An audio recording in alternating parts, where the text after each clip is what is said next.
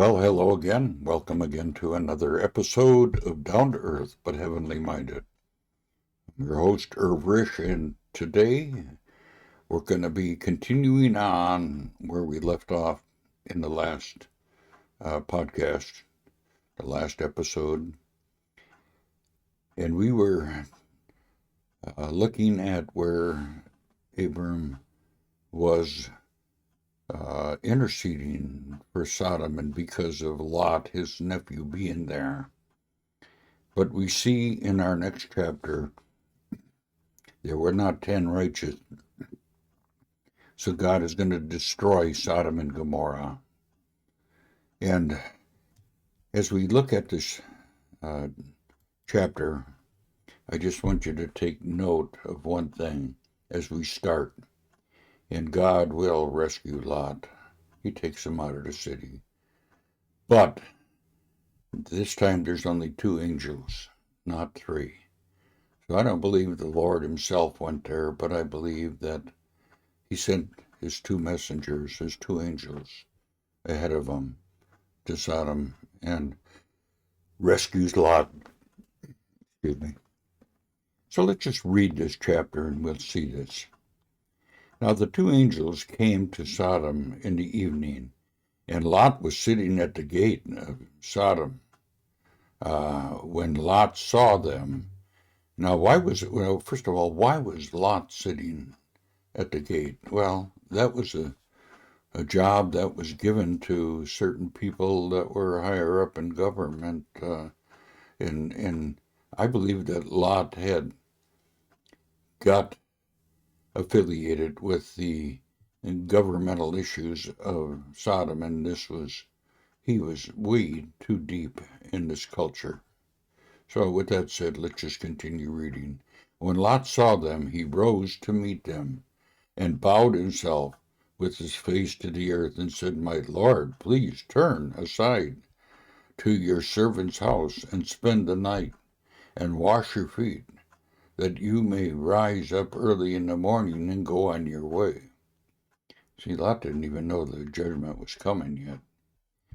They said, "No, we will spend the night in the town square." They were testing him.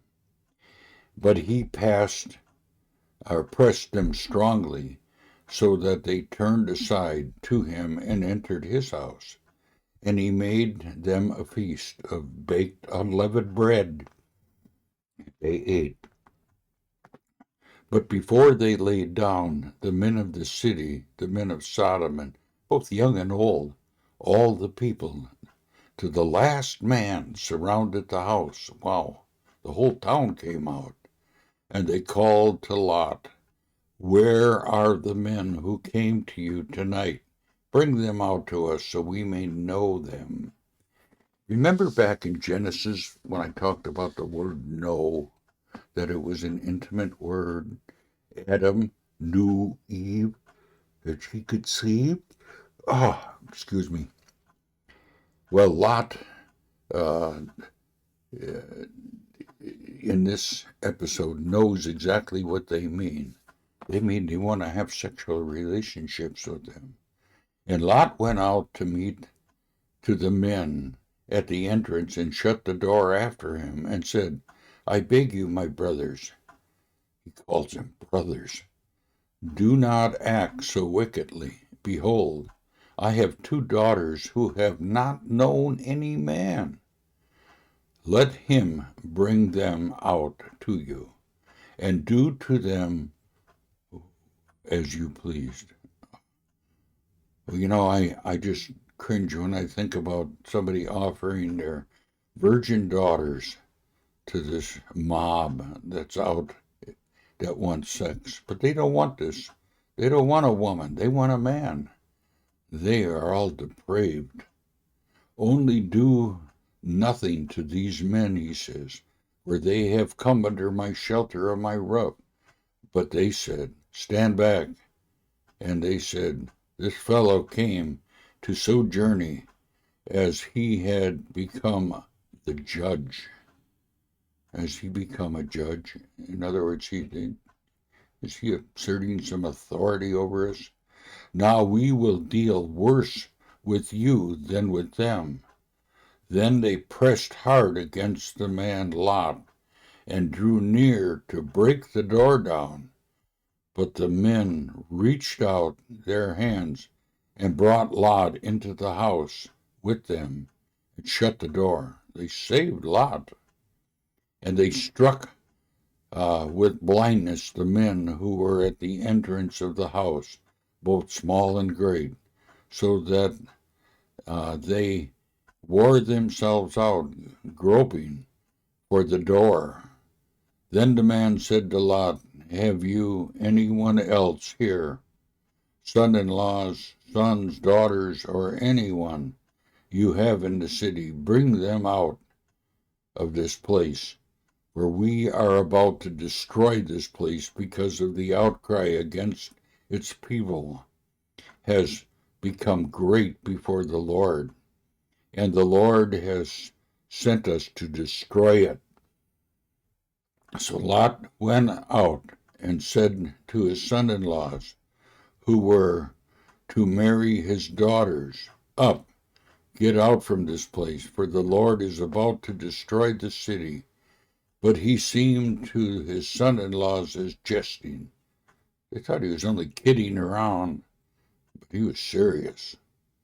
And the morning dawned, the angels urged Lot, saying, take up your wife and your 2 daughters who are here, lest you be swept away with the punishment of the city. But he lingered. So the men seized him and his wife and his 2 daughters by the hand, and the Lord being merciful to him, and they brought him out and set him outside the cities.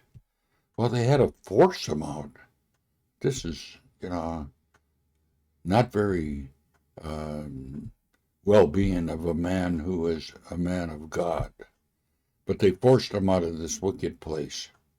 And as they brought them out, one said, escape for your life. Do not look back or stop anywhere in the valley.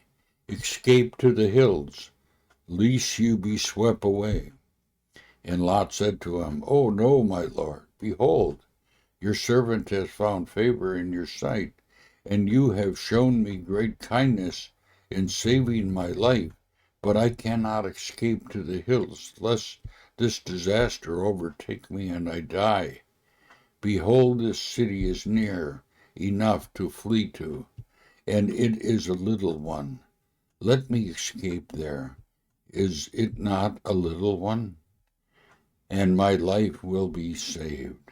And he said to him, behold, I grant you this favor also, that I will not overthrow the city of which you have spoken. Escape there quickly, for I can do nothing till you arrive there. Therefore the name of the city was called Zorah. Now God destroys Sodom. So the sun had risen on the earth, and Lot came to Zorah, and the Lord raised on Sodom and Gomorrah sulfur and fire from the Lord out of heaven, and he overthrew the cities and all the valley and all the inhabitants of the city that were grew on the grounds. But Lot's wife behind him looked back, and she became a pillar of salt. And we all know this story. God sent judgment on her because her heart was still in Sodom. And Abraham went early in the morning to the place where he had stood before the Lord, and he looked down towards Sodom and Gomorrah and towards all the land of the valley, and he looked, and behold, the smoke of the Lord went up, and the smoke of a furnace. So it was that when God destroyed the cities of the valley, and God remembered Abraham and sent Lot out of the midst of the overthrown, where he overthrew the city in which Lot had lived. Now we have the story of Lot and his daughters, and this is another tragic story. Now Lot went up out of Zoar and lived in the hills with his 2 daughters, for he was afraid to live in Zoar, and I can understand why. So he lived in a cave with his 2 daughters, and the firstborn said to the youngest, Our father is old, and there is not a man on earth to come into us after this manner of all the earth. Come, let us make our father drink wine, and we will lie with him, that we may preserve offspring from our father. So they made their father drink wine that night, and the firstborn went in and laid with her father. He did not know when she laid down or when she arose. And the next day the firstborn said to the youngest, Behold, I laid last night with my father. Let us make him drunk with wine tonight also.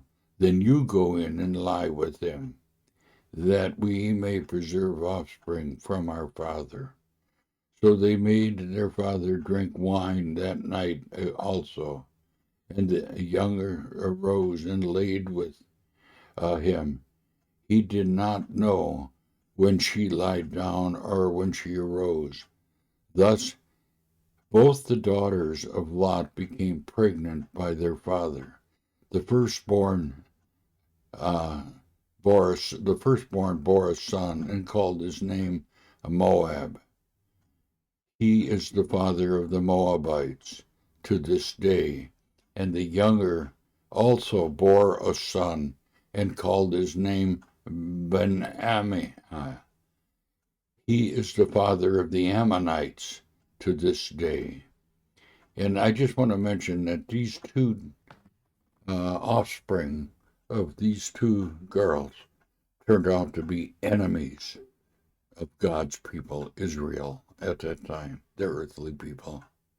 And this act brought judgment on the children of Israel because of this act of incense that happened. What a sad story. You know, I read these stories, and God did not hold back the wickedness that was held on the earth. He told us about it. And what a sad story, though. So as we continue on, we're, in the Bible, we're going to find these stories that are just, they're terrible. But they happen, and God recorded them in His Word. So, with that said, I'm just going to end our episode today. Until next time, God bless. Bye for now.